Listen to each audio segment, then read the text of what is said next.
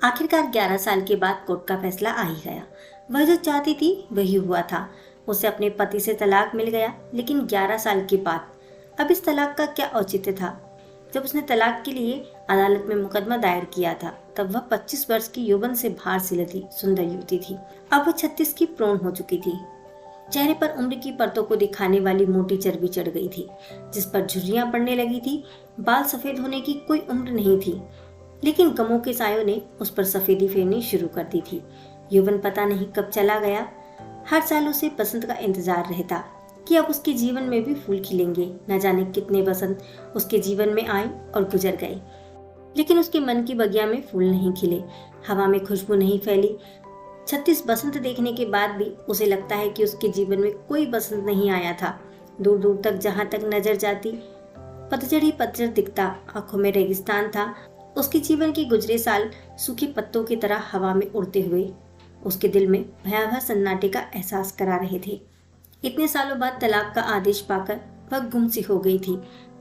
आज वह यह सोचने पर मजबूर हो गई थी कि पति से तलाक तो मिल गया, लेकिन अब आगे क्या होगा? वह बिल्कुल अकेली थी। माँ कई साल पहले गुजर गई थी। पिता उसी की चिंता में घुलते रहे। इसी कारण वे भी जल्दी मौत को गले लगा चुके थे। माँ बाप की मृत्यु के बाद बड़े भाई ने उससे किनारा कर लिया। भाभी से हमेशा उसका 36 का आंकड़ा रहा। उसको लेकर भैया भाभी में अक्सर तनातनी चलती रहती। वह सब देखती थी, लेकिन कुछ कर नहीं सकती थी। उसका भार, उसके मुकदमे का भार कौन कब तक उठाता? एक प्राइवेट स्कूल में पढ़ाती थी, उससे केवल उसके मुकदमे का ही खर्च निकल पाता। अब वह किराए के छोटे से कमरे में रहती थी। बवंडर की तरह विचार उसके मस्तिष्क में उमड़ घुमड़ कर रहे थे। विचारों में खोई वह अदालत की सीढ़ियां उतरकर नीचे आई। चारों तरफ लोगों की भीड़ और चीख पुकार मची थी। आज का शोर उसके कानों में बम के धमाकों की तरह गूंज रहा था। लग रहा था शोर की अधिकता से उसके कान बहरे हो गए थे। किसी तरह वह कोर्ट परिसर से बाहर आई और बेमकसद एक तरफ चल दी। जनवरी का महीना था और धूप में तीव्रता का एहसास होने लगा था। चलते चलते वह एक छोटे से पार्क में जाकर पहुंची तो उसके अंदर चली गई। कुछ लड़के लड़कियां वहां बैठकर चहलबाजी कर रहे थे। उसने उनकी तरफ कोई ध्यान नहीं दिया और एक पेड़ के नीचे जाकर बैठ गई। वहां वह धूप छांव दोनों का आनंद ले सकती थी, लेकिन उसके जीवन में आनंद कहाँ था? जिन प्रश्नों पर वह कई बार विचार कर चुकी थी, वही बार बार उसके दिमाग में आ रहे थे। आज से 11 साल पहले जब उसकी शादी हुई थी, तब वह नहीं जानती थी कि एक दिन वह बिल्कुल अकेली होगी, एक तलाकशुदा स्त्री जिसके जीवन में पतझड़ की वीरानी के सिवा और कुछ भी नहीं होगा।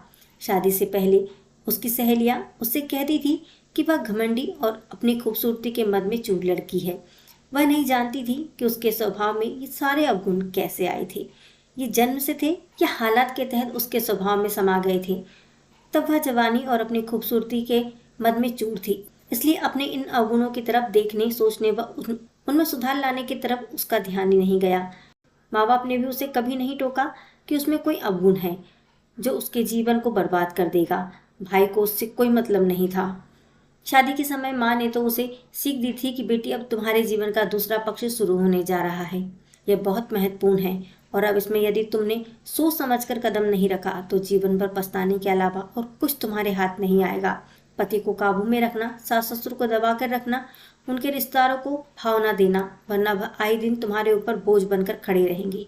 कोशिश करना कि सास ससुर से अलग रहकर अपना स्वतंत्र जीवन बिताओ। इसके लिए पति को हर समय टोकते रहना। एक न एक दिन वह तुम्हारी बात मानकर अलग रहने लगेगा। माँ की बात उसने गांठ बांध ली और शादी के एक हफ्ते बाद ही अपने तेवर दिखाने शुरू कर दिए। सबसे पहले तो उसने सास की बातों की तरफ ध्यान देना बंद कर दिया। सास कुछ कहती तो वह न सुनने का बहाना बनाती। सास पास आकर कहती तो वह चिड़चिड़ा कर कहती, आप नहीं कर सकती क्या इतना छोटा सा काम? जब देखो तब मेरे सिर पर खड़ी रहती है। मैं जब इस घर में नहीं थी तो क्या ये काम आप नहीं करती थी? वह जानबूझकर कोई ना कोई हंगामा खड़ा कर देती, फिर भी सासू से तकरार नहीं करती। कुछ ही दिनों के बाद उसने खाने को लेकर घर में हंगामा खड़ा कर दिया। मुझे रोज रोज दाल चावल अच्छे नहीं लगते, आपको खाने हैं तो बनाइए, मैं अपना अलग खाना बना लिया करूंगी, नहीं तो होटल से मंगा लूंगी। पति राजीव ने उसको समझाते हुए कहा कि तुमको जो पसंद हो वो बना लिया करो, कोई मना करता है क्या? वह फास्ट फूड की शौकीन थी। चाइनीज और कॉन्टिनेंटल खाना उसे पसंद था। वह जानती थी कि ये चीजें घर में नहीं बनाई जा सकती, और अगर कोई बना भी ले तो किचन में गर्मी में फूकने से अच्छा है कि होटल से मंगाकर खा लिया जाए। इसलिए उसने इतना नाटक किया कि घर में खाना बनाने का झंझट ही ना करना पड़े। फिर भी उसने साफ साफ कह दिया कि वह खाना नहीं बनाएगी। वह फोन पर ऑर्डर करके अपने लिए बाहर से खाना मंगवाने लगी थी। इन सबका एक ही मकसद था कि वह राजीव को अपने माँ बाप से अलग कर सके। यही नहीं, हर रविवार जिद करके वह राजीव को बाहर भी ले जाती और महंगे रेस्टोरेंट में खाना खाकर आती। जब भी दोनों बाहर से खाना खाकर आते, वह देखती कि राजीव का मुंह उखड़ा उखड़ा सा रहता, लेकिन वह ध्यान नहीं देती। एक दिन राजीव ने कह ही दिया, स्मिता अभी महंगे शौक छोड़ दो, कुछ जिम्मेदारियां भी समझो। मेरी पगार इतनी नहीं है कि मैं तुम्हारे लिए रोज बाहर से खाना मंगवा कर खिला सकूं। अपने हाथ से बनाना सीखो। मैं पूरे घर के लिए खाना नहीं बना सकती। मैं तुम्हारी पत्नी बनकर आई हूँ, तुम्हारे साथ रहना चाहती हूँ। माँ बाप से अलग रहो तो मैं घर में खाना बनाऊंगी, वरना बाहर से ही मंगवा कर खिलाओ। राजीव तिलमिलाकर रह गया। फिर भी वह शांत भाव से बोला, माँ बाप हमारे ऊपर बोझ नहीं है, यह हमारा पुश्तैनी घर है। उनसे अलग रहकर मेरा खर्चा दुगना हो जाएगा। यह बात तुम्हारी समझ में नहीं आती। क्या तुम मेरा और अपना खर्च नहीं उठा सकते? उठा सकता हूँ, मगर अलग रहकर नहीं, राजीव ने साफ साफ कहा। तुम मेरा खर्च नहीं उठा सकते तो शादी क्यों की थी? समझ में नहीं आता। लोग कमाते एक थैला भी नहीं है, लेकिन सुंदर पत्नी की कामना करते हैं। इससे अच्छा तो कुंवारे रहते। स्मिता, तुम बात का बतंगर क्यों बना रही हो? मेरे पापा को इतनी पेंशन मिलती है कि वे अपना खर्चा खुद उठा सकते हैं। वे मेरी तनख्वाह का एक पैसा भी नहीं लेते। लेकिन जो शौक तुमने पाल रखे हैं उसमें मेरी तनख्वाह 15 दिन भी नहीं चलती। बाकी महीने का खर्च कहाँ से आएगा? खाने के अलावा घर के और भी खर्चे होते हैं। यह तुम जानो, ये तुम्हारा घर है, घर का खर्च चलाना भी तुम्हारा काम है। सही है, लेकिन अनाप शनाप खर्चों से घर नहीं चलता है, बल्कि बर्बादी आती है। तो मैं अनाप शनाप खर्च करती हूँ, खाना ही तो खाती हूँ, और क्या। मैं सब समझती हूँ, पैसा बचाकर माँ बाप को दे देते हो। अब ऐसा नहीं चलेगा। आइंदा से तनख्वाह मेरे हाथ में रखा करोगे, तब मैं देखती हूँ घर खर्च कैसे नहीं चलता। राजीव मान गया। उसने अगले महीने की पूरी तनख्वाह स्मिता के हाथों में रख दी। इसमें से मुझे 5,000 रुपये निकाल देना। मैंने एक पॉलिसी ले रखी है। इसके अलावा मेरा स्कूल आने जाने का खर्चा 3,000 रुपये, बाकी तुम रख लो और घर चलाओ। राजीव को 8,000 रुपये देकर बाकी स्मिता ने रख लिए। पैसे हाथ में आते ही वह मनमाने पर उतर आई। बिना कुछ सोचे विचारे उसने खाने पीने की चीजें और अपने लिए कपड़े खरीद कर हफ्ते भर में ही राजीव की पूरी तनख्वाह खत्म कर दी। तुम्हें तनख्वाह इतनी कम मिलती है? मुझे पता नहीं था। वह तो एक हफ्ते भी नहीं चली। स्मिता ने राजीव पर एहसान करते हुए कहा। बाकी महीना कैसे चलेगा? राजीव ने तब भरी निगाहों से उसे देखा। 40,000 रुपये कम नहीं होते। इसमें से 10 आदमी बड़े आराम से एक महीना दाल रोटी खा सकते हैं, लेकिन तुम्हारी बेवकूफ़ी से 40,000 रुपये एक हफ्ते में ही खर्च हो गए। आप घर में बैठकर दाल रोटी खाओ। राजीव की आवाज़ सख्त नहीं थी, लेकिन उसमें थोड़ी तलखी थी।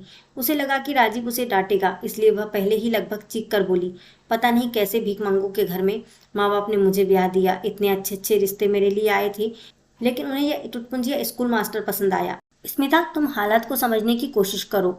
अमीर से अमीर आदमी भी होटल का खाना खाने से एक दिन कंगाल हो जाता है। तुम घर में खाना बना लिया करो। मैं इस घर में किचन में अपनी आंखें नहीं फोड़ूंगी। मुझे कहीं से भी पैसा ला के दो, लेकिन मुझे पैसे चाहिए। मैं एक भिखारिन की तरह इस घर में नहीं रह सकती। और वह पैर पटकती हुई अपने बेडरूम में चली गई। रात में राजीव उसे मना रहा था। स्मिता, मैं समझ सकता हूँ कि शादी से पहले तुम्हारी अलग जिंदगी थी, लेकिन शादी के बाद हर लड़की को ससुराल के हालात के अनुसार खुद को ढालना पड़ता है। मुझे उपदेश देने की जरूरत नहीं है। अगर तुम मेरा खर्चा नहीं उठा सकते तो मुझे तलाक दे दो। अभी भी मुझे अच्छा परिवार मिल जाएगा, स्मिता ने ऐड कर कहा। राजीव तब सन्न रह गया। इस मुद्दे पर उसने स्मिता से कोई बहस नहीं की। स्मिता रोज राजीव से पैसे की मांग करती, लेकिन वह मना कर देता। एक दिन खींचकर स्मिता ने कहा, कंगाल आदमी, लो संभालो अपना घर, मैं जाती हूँ। उसने तेज में अपने कपड़े लत्ते समेटे और जाते जाते फिर बोली, जिस दिन मेरे खर्च लायक कमाने लगो उस दिन विदा कराने आ जाना, लेकिन उसके पहले माँ बाप से अलग रहने का इंतजाम कर लेना। राजीव और उसकी माँ ने उसे कितना मनाने की कोशिश की, यह याद आते ही स्मिता की आंखों में आंसू आ गए। सोच सोच कर वह दुखी होने लगी, लेकिन अब दुखी होने से क्या फायदा। आज जिस हालात में वह थी उसकी जिम्मेदार भी तो वह खुद थी। पार्क की बेंच पर और पेड़ों के नीचे अब लड़कियों की तादाद बढ़ने लगी थी। स्मिता ने अपने चारों तरफ निगाह डाली। लड़के और लड़कियां खुले प्यार का आदान प्रदान कर रहे थे। उसने एक लंबी सांस ली और उसे कुछ अजीब सा लगने लगा। वह उठकर पार्क से बाहर आ गई। शाम होने में अभी थोड़ी देर थी। उसने अपने घर की तरफ का रुख किया। रास्ते पर चलते हुए वह फिर उन्हीं विचारों में खोई थी, जिन विचारों के दरिया से वह जाने कितनी बार तैरकर बाहर आई थी।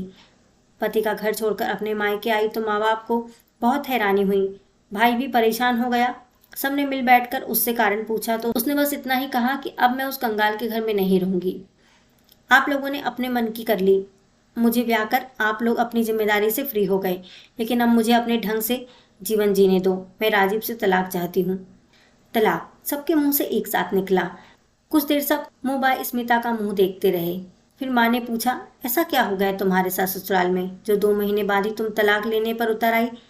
यह पूछो कि क्या नहीं हुआ। छोटे और गरीब लोगों के घर में मुझे ब्याहते हुए आप लोगों को शर्म नहीं आई?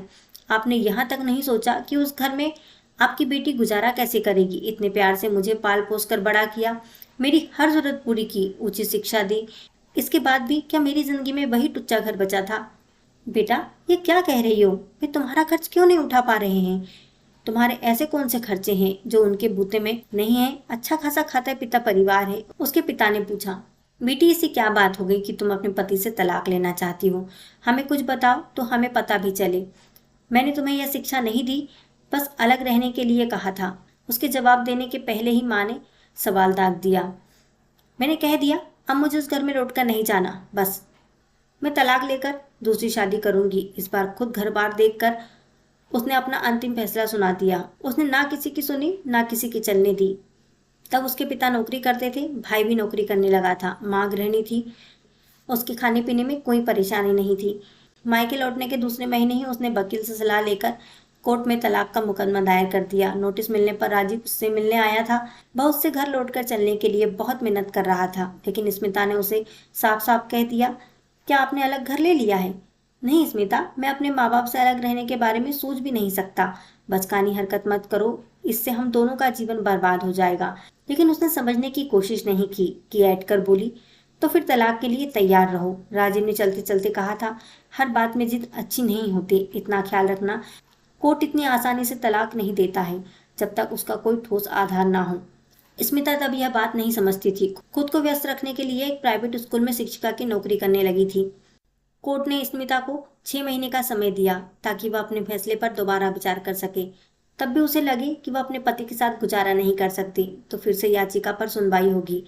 इस 6 महीने के दौरान राजीव ने उससे फिर से मिलने की कोशिश की, लेकिन वह उससे बात तक करने को तैयार नहीं हुई। उसे पूरा यकीन था कि 6 महीने बाद उसे तलाक मिल जाएगा और वह अपनी मर्जी से किसी धनवान लड़के के साथ शादी कर लेगी। उसने अखबारों, पत्रिका और इंटरनेट पर अपने योग्य वर की खोज भी, लेकिन उसकी आशाओं पर पहली बार पानी तब फिरा जब 6 महीने बाद सुनवाई शुरू हुई। हर सुनवाई पर तारीखें बढ़ती गई। कभी जज छुट्टी पर होते, कभी कोई वकील, कभी वकीलों की हड़ताल होती, कभी जज महोदय अन्य मामलों में बिजी होते। राजीव ने अपना जवाब दाखिल कर दिया था। वह स्मिता को तलाक नहीं देना चाहता था, जबकि तलाक की याचिका में स्मिता ने कहा था कि उसका पति उसका भरण पोषण करने में असमर्थ था। राजीव की आय के प्रमाण पत्र मांगे गए थे। यह सब करते करते 2 से 3 साल निकल गए। फिर जज बदल गए। नए जज महोदय ने नए सिरे से सुनवाई शुरू की। हर पेशी पर केस की सुनवाई हुए बिना अगली तारीख पड़ जाती। बहुत दिनों के बाद एक जज ने खुद स्मिता और राजीव से व्यक्तिगत तौर पर प्रश्न भी किए। उसके बाद अगली तारीख पर फैसला सुनाया। दोनों पक्षों को सुनने के बाद मैं इस निर्णय पर पहुंचता हूँ कि वादी के पास अपने पति से तलाक मांगने का कोई उचित कारण नहीं है। उनके बीच कलह का मात्र एक कारण है कि वादी अपने सास ससुर से अलग रहना चाहती है, लेकिन पति ऐसा नहीं चाहता। वादी ने दूसरा कारण यह बताया कि प्रतिवादी उसका खर्च वहन करने में सक्षम नहीं है। वादी का पति एक शिक्षक है और उसकी आय का ब्यौरा अदालत में मौजूद है, जिससे यह प्रमाण होता है कि वह उसका भरण पोषण करने में सक्षम है। वादी के पास प्रतिवादी द्वारा प्रताड़ित करने का कोई प्रमाण भी नहीं है। सो वादी को निर्देश दिया जाता है कि वह पति के साथ रहकर अपना परिवार दायित्व निभाते हुए रिश्तों में सामंजस्य बैठाए। मुझे पूरा विश्वास है कि दोनों सुखद दाम्पत्य जीवन व्यतीत करेंगे। याचिका खारिज की जाती है। कोर्ट का आदेश सुनकर स्मिता को गश आ गया। लगभग 5 वर्षों बाद यह फैसला आया। उसकी समझ में नहीं आ रहा था कि अब वह किधर जाए। उसे कोर्ट के आदेश के ऊपर गुस्सा नहीं आ रहा था, उसका गुस्सा राजीव के ऊपर था। वह अगर सहमति देता तो उसे आसानी से तलाक मिल जाता। पति पत्नी साथ साथ रिश्तों में तालमेल बैठाकर रहने की कोशिश करेंगे, साथ रहेंगे तो मतभेद अपने आप दूर हो जाएंगे। लेकिन स्मिता ऐसा नहीं सोचती थी। वह अपने पति के घर नहीं गई तो राजीव उसे मनाने आया था। स्मिता, तुम अपनी जिद में हम दोनों का जीवन बर्बाद कर रही हो, उसने कहा था। मेरा जीवन तो तुम बर्बाद कर रहे हो। जब मैं तुम्हारे साथ रहना ही नहीं चाहती तो तुम मुझे तलाक क्यों नहीं दे देते? पता नहीं तुम कुछ समझने की कोशिश क्यों नहीं करती। शादी ब्याह कोई हंसी मजाक नहीं है। जब चाहा ब्याह कर लिया, जब चाहा तलाक ले लिया। हमारी अदालत भी इन मामलों को गंभीरता से लेती है। वे दाम्पत्य जीवन को तोड़ने में नहीं, जोड़ने में विश्वास करती है। मुझे नहीं लगता तुम्हें आसानी से तलाक मिल पाएगा। सब कुछ बहुत आसान है, तुम मुझे छोड़ दो तो मैं आसानी से दूसरा ब्याह कर सकती हूँ। तुम सुंदर हो इसलिए तुम्हें लगता है कि तुम आसानी से दूसरा ब्याह कर लोगी। हो सकता है तुम्हें कोई राजकुमार मिल जाए, परंतु इस बात की क्या गारंटी है कि वह तुम्हें सुख से रखेगा? राजीव ने ताना मारते हुए कहा। मैं उसे खुश रखूंगी तो वो मुझे खुश क्यों नहीं रखेगा? यही व्यवहार तुम मेरे साथ भी कर सकती हो। तुम अपनी बेवजह की जिद छोड़ दो तो खुशियां पाने के बहुत सारे रास्ते खुल जाएंगे। मैं तुम्हारे साथ एडजस्ट नहीं कर सकती। तुम्हारे माँ बाप मुझे अच्छे नहीं लगते। मैंने शादी.com पर अपना प्रोफाइल डाल रखा है। बहुत अच्छे अच्छे प्रपोजल आ रहे हैं। उसने राजीव से इस तरह कहा जैसे वह अपना अधिकार मांग रही थी, परंतु राजीव ने उसकी बात पर ध्यान नहीं दिया। गुस्से से बोला, तुम तो शादी कर लोगी, लेकिन मेरा क्या? मैं दूसरी शादी नहीं कर सकता। पड़ोसी और रिश्तेदार क्या सोचेंगे? मैं तुम्हारे साथ क्यों नहीं निभा पाया? किसी गरीब की लड़की से शादी कर लो, सुखी रहोगे, स्मिता ने मजाक उड़ाते हुए कहा। राजीव निराश होकर लौट गया था। अपने ही माँ बाप के घर में उसे लगने लगा था कि वह पराई हो गई थी। बड़ा उपेक्षित सा जीवन जी रही थी। वह अपने सगों के बीच में धीरे धीरे उसकी समझ में आ रहा था कि एक युवा स्त्री के लिए सही जगह उसकी ससुराल होती है, मायका नहीं। यह समझने के बावजूद वह राजीव से कोई समझौता नहीं करने को तैयार थी। इंटरनेट पर आने वाले सुंदर प्रस्ताव उसे लुभा रहे थे। कई लड़कों से फोन पर वह बातें भी कर चुकी थी। कुछ दिनों के बाद जब उसके हाथ में पैसा आया, उसके मंसूबों को पंख लग गए। उसने फिर वकील से बात की। वकील साहब, आप किसी तरह मुझे मेरे पति से तलाक दिलवा दो। फिर से अर्जी देनी होगी। इस बार केस में कोई ठोस वजह नहीं बतानी पड़ेगी। पहले वाले जज का तबादला हो गया है, अब नए जज आए हैं। कल तुम फीस के पैसे लेकर आ जाओ, परसों अर्जी दाखिल कर देंगे। अर्जी फिर से कोर्ट में दाखिल हो गई। कोर्ट ने फिर से विचार के लिए 6 महीने का समय दिया। कानून के तहत एक निर्धारित प्रक्रिया थी। स्मिता नहीं जानती थी कि कानून प्रक्रिया इतनी लंबी चलती है। इस बार भी 3 से 4 महीने में एक तारीख पड़ती है तो उसमें सुनवाई ना हो पाती। किसी न किसी कारण फिर से अलग तारीख पड़ जाती। अगली तारीख भी 3 से 4 महीने बाद की थी। पेशियों की तारीखें लंबी पड़ती थी, लेकिन उम्र के हाशिए छोटे होते जा रहे थे। एक मन कहता वह छोड़कर राजीव के पास चली जाए, लेकिन तत्काल दूसरा मन उसकी इस सोच को दबा देता।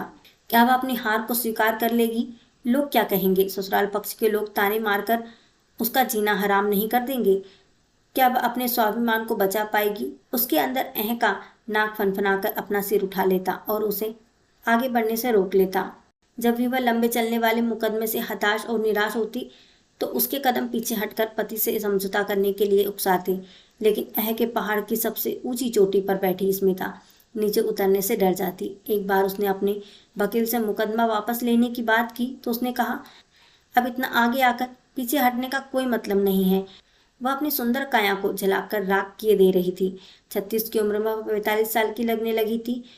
उसके सपने टूटकर बिखरने लगे थे। सौंदर्य के रंग फीके पड़ने लगे थे। उसके जीवन की बगिया में ना तो भंवरों की गुनगुनाहट थी, ना ही तितलियों के रंग। उसके चारों तरफ सूना आसमान पसर गया था और पैरों के नीचे तपता हुआ रेगिस्तान था जिसका कोई और छोर नहीं था। मुकदमा चलता रहा। इस बीच न जाने कितने जज आए और चले गए, लेकिन मुकदमा अपनी जगह से 1 इंच भी नहीं हिला। तलाक के प्रति अब उसका मोह भंग हो गया और कुछ साल निकल गए।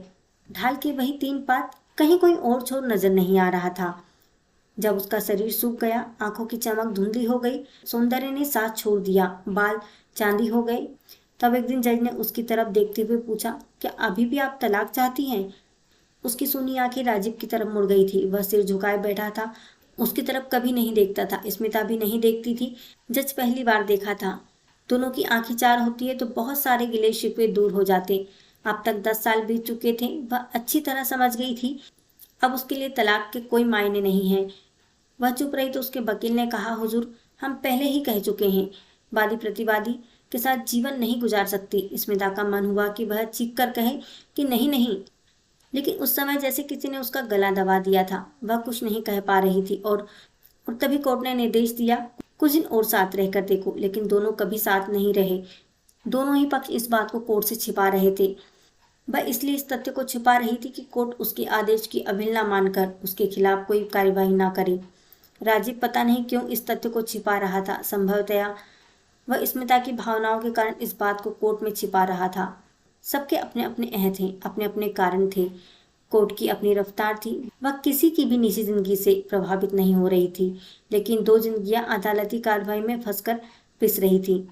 सोच कर उसने अपने आप को जिंदा लाश बना लिया था। एक दिन वकील का उसके पास फोन आया कि अगली पेशी पर कोर्ट का आदेश आएगा। राजीव ने लिख कर दे दिया है कि वह उसको तलाक देना चाहता है। सुनकर स्मिता के दिल में एक बड़ा पहाड़ टूटकर गिर गया। वह अंदर से रो रही थी, परंतु बाहर उसके आंसू सूख गए थे। वह एक सूखी झील के समान थी, जिसमें गहराई तो थी, लेकिन संवेदना और जीवन के जल की एक बूंद भी नहीं थी। राजीव के लिख कर देने के बाद ही वर्तमान जज को यह भान हुआ होगा, इतने साल बाद भी अगर पति पत्नी सामंजस्य नहीं बिठा पाए तो उन्हें तलाक देना ही बेहतर होगा। अगली पेशी पर वह कोर्ट गई। राजीव भी आया था। वह भी उसकी तरह बूढ़ा हो गया था। दोनों ने एक दूसरे की तरफ देखा था। राजीव की आंखों में गहन पीड़ा का भाव था। वह आहत था, लेकिन अपनी पीड़ा किसी को बयान नहीं कर सकता था। वे दोनों विपरीत दिशा में खड़े होकर फैसले का इंतजार करने लगे और आखिरकार कोर्ट का फैसला आ गया। उसे तलाक मिल गया, लेकिन वह खुश नहीं थी। 11 साल बहुत लंबा वक्त होता है। इतने सालों के बाद अब तलाक लेकर उसके मन में किस तरह के जीवन की अभिलाषा बची थी। वह आगे क्या करे? अब आगे क्या? एक बार फिर से वही प्रश्न उसके सामने था। अंधेरा घिर आया था, चारों तरफ बत्तियां जल गई थी, लेकिन उसके अंदर असीम अंधेरा था। उसका दिल डूब रहा था। उसका सारा सौंदर्य खत्म हो गया था। सौंदर्य के जाते ही उसका घमंड भी ना जाने कहाँ गायब हो गया था। अब उसकी समझ में नहीं आ रहा था कि वह करे तो क्या करे। कोई भी तो उसका नहीं है इस दुनिया में। भाई भाभी पहले ही उससे विमुख हो गए थे। पति से तलाक मिल गया, अब उसका कौन था? आधी उम्र बीत जाने के बाद वह किसके सहारे जीवन बिताएगी? दूसरा विवाह कर सकती थी। बुढ़ापे तक लोग दूसरे का सहारा ढूंढ लेते हैं। उसका मन बेचैन था और वह भागकर कहीं चली जाना चाहती थी। आज उसका चकनाचूर हो गया था। मन में एक संकल्प लेने के बाद वह एक तय दिशा में चल पड़ी। गली बड़ी सुनसान थी। चारों ओर अंधेरा था। केवल घरों का प्रकाश खिड़कियों से छनकर गली में आ रहा था। ऐसे में गली में सब कुछ साफ साफ नहीं दिखाई दे रहा था, लेकिन स्मिता के मन में अंदर एक अनोखा प्रकाश व्याप्त हो गया था, जिसमें वह सब कुछ साफ साफ देख रही थी। अब उसके मन में कोई दुविधा नहीं थी। घर के अंदर भी सन्नाटा था। उसने धीरे से घंटी दबाई। अंदर से घंटी की आवाज सुनाई दी। फिर 2 मिनट बाद दरवाजा खुला। उसके सामने मुतरनी चेहरा लिए राजीव खड़ा था। मुख अंदर का प्रकाश स्मिता के चेहरे पर पड़ रहा था। वह पहचान गया था, लेकिन तुरंत उसने मुंह से आवाज नहीं निकाली। स्मिता का दिमाग स्थिर था, मन शांत था। दिल में बस एक गुबार था जो बाहर निकलने के लिए बेताब हो रहा था। राजीव, उसने भीगे स्वर में कहा। राजीव कुछ कहना चाहता था, लेकिन स्मिता ने उसे लगभग धकेलते हुए कहा, मैं बहुत थक चुकी हूँ राजीव, कुछ देर बैठना चाहती हूँ। राजीव ने उसे अंदर आने का रास्ता दिया। वह अंदर आकर धड़ाम से सोफे पर गिर गई और लंबी लंबी सांसें लेने लगी। राजीव दौड़कर एक गिलास पानी लेकर आया और उसके हाथों में थमाकर बोला, लो पी लो। राजीव ने सिर झुकाकर कहा, सब कुछ खत्म हो गया। वह उठकर सीधी बैठ गई। नहीं राजीव, सब कुछ खत्म नहीं हुआ। जीवन कभी खत्म नहीं होता, आशाएं कभी नहीं मरती। अगर कुछ खत्म हुआ है, मेरा अज्ञान, मूर्खता और घमंड, मेरा सौंदर्य भी खत्म हो गया, लेकिन तुम्हारे लिए प्यार बढ़ गया। अब इसका कोई अर्थ नहीं है। राजीव ने मरे स्वर में कहा। क्या हम एक दूसरे के पास वापस नहीं आ सकते? उसने गिड़गिड़ाते स्वर में कहा और उसके बगल में आकर बैठ गई। मैंने आपको बहुत कष्ट दिया, लेकिन सच मानिए, बहुत पहले ही मेरी समझ में आ गया था कि मैं जो कर रही हूँ वो सही नहीं है। फिर तभी लौटकर क्यों नहीं आई? राजीव का स्वर थोड़ा खुल गया।